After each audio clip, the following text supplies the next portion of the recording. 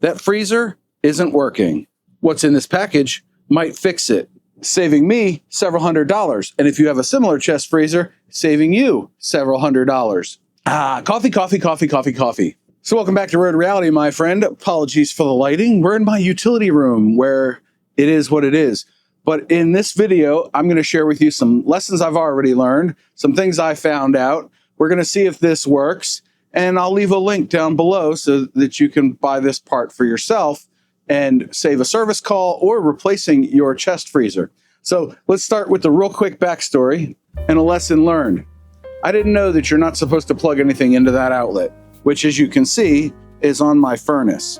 And I've got a contract with a local company that did the install, and they came out every year to do electrical inspections and make sure everything was on the up and up, and they never mentioned any kind of issues with it. If you hear that in the background, that's my condensate pump. It ran even though when I went on a long weekend away and I came back to no freezer, yeah, the condensate pump still ran. Now, it didn't run. I plugged it into another outlet off frame that we're going to use in a minute, and it did work there. At least the light came on. But when I plug it in, all I could hear was a click from in this area. Now, to get in this area, you have to remove this panel, which is just 2 Phillips head screws.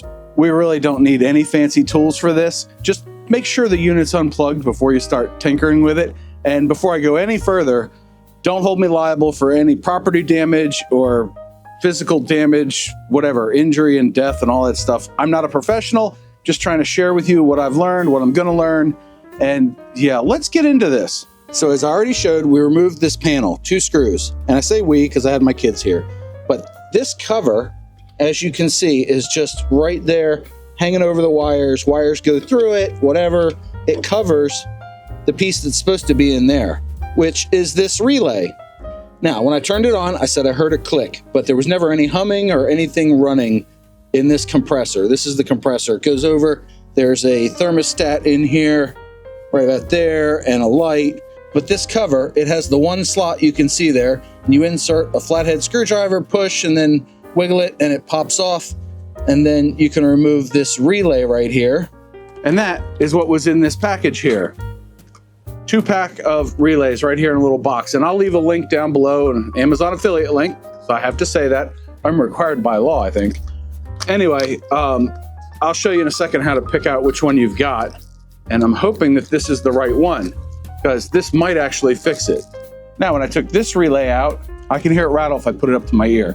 But what you're looking for is the model number written right there, ZHB69-135P4.7. That's the important part.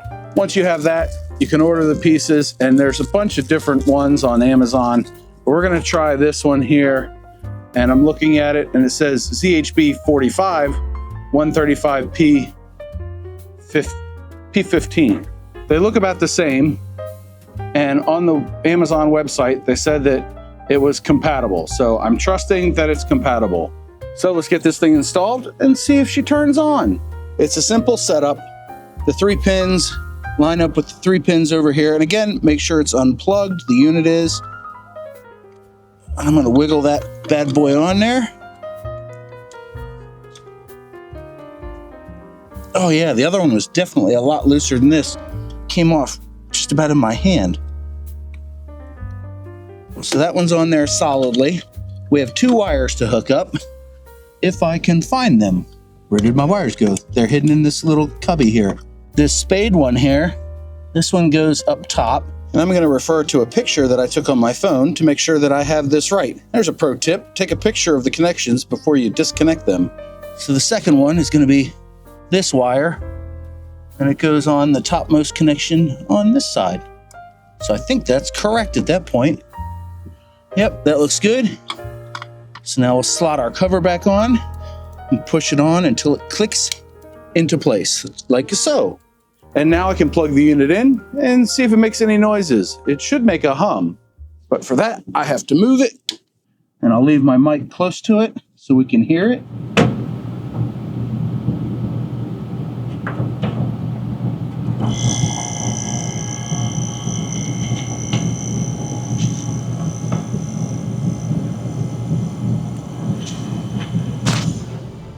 So far, I can feel vibration right here in the compressor.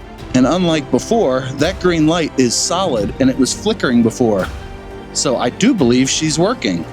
And if that's the case, then I just saved like $700 on a new unit, because this is a 7 cubic foot chest freezer and they're like $700 now. And I didn't have to pay a service call, probably $150, $200 in my area, to have somebody come out and do what I just did for $10. Now, I did go in with a shop vac or whatever, a little handheld vacuum, dust buster, we called them in the 80s, and I cleaned out all the dust that had accumulated in there. It wasn't that bad. But before I even did this, I looked for scorch marks and loose wires and all that sort of stuff, but I didn't see anything out of place. So the next cheapest step is to replace this relay. If that doesn't work, then you're going to need a compressor, and I'm totally not doing that. I would throw the unit away before I bought a new compressor, because it runs into the insulation and all that stuff, and I'm not messing with that. And it's only been a couple of minutes since I plugged it in, and this whole unit, this compressor, feels cold. That's pretty wild. Yeah, it's definitely colder than room temp. If I touch this, this is warm.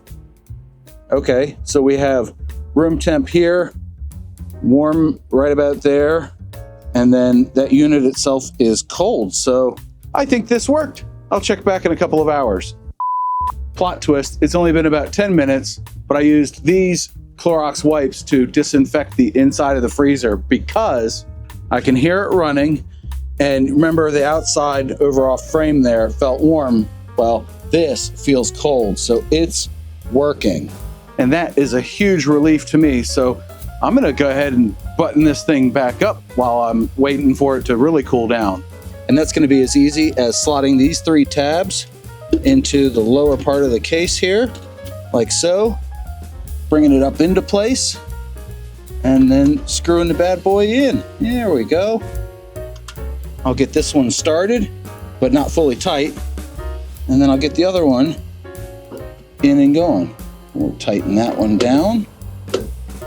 Doesn't have to be too tight. It's a cover after all. And I don't know why this one's bowed out, but this unit's 6 years old, so it's seen some duty. I said duty. Anyway, that's all buttoned up. Now I can wait for it to really cool off. But yeah, it's definitely running, because this side was room temperature before I replaced the relay, and now it's very warm to the touch. And even when I swapped outlets, it was room temperature and there was no temperature change anywhere in the unit. So now I think we're good to go. There's the outlet I have it plugged into, but way over here, that's where I want it to go. Move the dog bowls out of the way and put it right there in front of the furnace. Now for that, I'm gonna use either a 12 or 14 gauge extension cord to just run across the room under the carpet here, and it'll be good to go, but it won't be plugged into that furnace outlet anymore. I learned my lesson. All right, it's been a couple of hours, and I can tell that the compressor has stopped working because this is now room temperature. I can feel that this panel is a little bit warm. It's probably pretty hard to see, but that light is on. And I found my handy dandy temp gun, so we're gonna use this to check temperatures. The floor is at 71 degrees. The side of the panel there is 84 degrees. That's 82, 83. The lid is 70. The front is 76. And using the temp gun on so many places might be overkill, but short of mailing you an ice cube, I don't see how I can show cold without, a tool. So let's open this bad boy up. 13 degrees, there you go, 14. Let's get the side. 2. Minus 0.5 or 0 degrees. 0 degrees. 12 degrees right there on that shelf. 15 degrees. 14. And then the back wall, minus 1.5. So we have now verifiably proven that buying a replacement relay and installing it yourself is both easy to do and can save you hundreds of dollars on your, not car insurance, but chest freezer repair and replacement. So anyway, I've been John. This is Road Reality, nay, Homeowner Reality, and I thank you very much for watching. I hope you learned something. If you did, whoop the like button, and I'll see you in the next video. It's over there. Yes. And don't forget your 2 mantras. 1, you have a 100% track record of making it through a bad day, and 2, Do something nice for yourself every day. Maybe it's fixing something at home so you don't have to spend a bunch of money. Bye.